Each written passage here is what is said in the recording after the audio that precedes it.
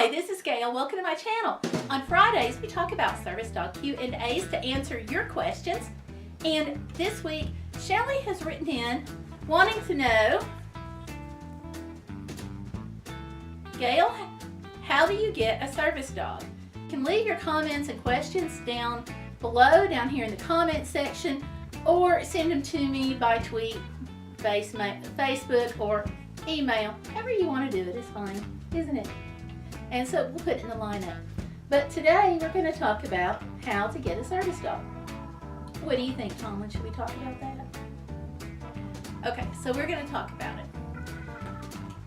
Shelley, I'm glad you asked, because there's a lot of misinformation, I think, and misconceptions about having a service dog that we want to talk about, because it's important to know how to get a service dog, but it's also important to know why to get a service dog. And the first thing is you have to have a qualifying condition. Now, I've talked about this before on another video, and I'll link that down below. Just remember that just because you have a condition that's health or emotional doesn't necessarily mean you automatically qualify for a service dog. It's the degree that you have the condition or health challenge. Because obviously, you know, like me, I walk with a limp, but that doesn't mean I need a walker. Same deal, if you may have a issue, but it's the amount that it impacts your life. So, now that we've talked about that, let's talk about how to get a service dog. Right? Well, there are generally two ways, and one has a variation of one of the ways, and that you can get a service dog. Probably what most people are the most familiar with are agencies that train service dogs. Now, these agencies can cost a lot of money, and there may be a way, but you also have the advantage of knowing that your dog is professionally trained, that your dog has met some standards, and you have a guarantee that's had the temperament and personality that because the dog has been tested throughout going through the program. And that's very important because not all dogs have the temperament to be a service dog. It's kind of like being able to do math or not. Some people are better at it and some people aren't. So same thing with service dogs. Some dogs are better for it and some dogs aren't. So going through an agency, you know that you've got one that's gone through the whole process and has the personality. Now, the other way to get one, and each agency, by the way, will have its own set of qualifications and standards that you have to meet as well as your dog. The other way to do it is to have an owner-trained service dog. This is where you have a puppy or a dog. You decide what your needs are on your own. An agency is going to help you determine that, but you can also do it on your own. For me, I need a lot of help sometimes picking things up out of the floor, going to get people in the house, and all those other little things that Tomlin helps me with. So we knew that that was one of the things, or two of the things that we needed to have them trained for. So I could do that training on my own. Now, I didn't fully do it on my own, but you can do it. And there are YouTube videos and books and blogs and forums and people that you can network with to actually help you train your own service dog. And that is perfectly fine and perfectly allowed. So, what we did with Tomlin was we did a variation on the service dog training. I knew what my needs were, but this was the first time I'd ever really put forth a serious effort to train a dog on how to do lots and lots of different things. So I contacted a trainer. Now, I also felt like it was important for me to work with a trainer so I could have a better chance of picking out a puppy or a dog that would have the personality to be a service dog. Right, Tomlin? I think you fit. What do you think? So we knew that there were certain standards, but I wasn't sure that I could pick out a dog that met those standards. So I worked with a trainer.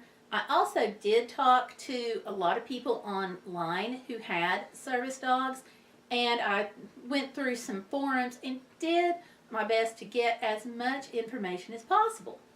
So when I got the call about a potential dog, I could go over and look at him and pick him out with some hope that he would have that personality. So initially, we went over and checked him out, and so he passed that first hurdle. Then we went in and we talked with a trainer who helped us work through the rest of the process for training him. I also had good communication with the veterinarian, so all of that was very important to training him. And one of the things too I want to say is that one of the trainers that we worked with told me a couple of times, he's like, I'm not training your dog. I'm training you how to train your dog. Because you have to do a lot of follow-up no matter which way you go, whether it's an agency, owner trained, or however. You still have to do a lot of follow-up. So in order to do that, you have to know how, so that's why the trainer said what he did. And I think that owner-trained dogs, there may be a tendency to back off a little bit on some areas of training, and having a trainer really holds you accountable, so you have to be able to keep up all the skills and not slack off, which is very important. So again, you can do an agency, and each agency will have its own requirements for how they're going to train, how they match you up with a dog, how they will take you through the process. The fees can be different per agency. Some can be kind of high, but it's a matter of what you want and your comfort level. The other thing, like we said, number 2, is that you can owner train your dog. And that means you train them yourself with either a puppy that you choose or by having a dog that already fits that temperament that you can train and work with. And the other variation of that is owner trained but with a trainer, and that happens to be the route we went. As far as cost, probably your least expensive way is probably going to be to do a straight owner train, but you have to have a lot of experience. You have to make sure that your dog is going to be perfect in public. And if your dog can't be perfect in public, then your dog's not trained right. So there's a lot that goes into that.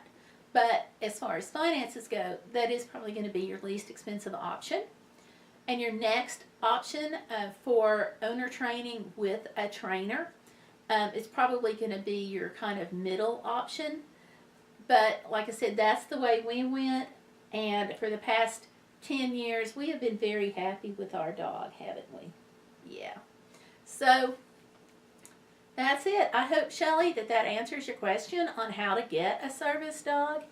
Shelley, good luck on your journey. I wish you well.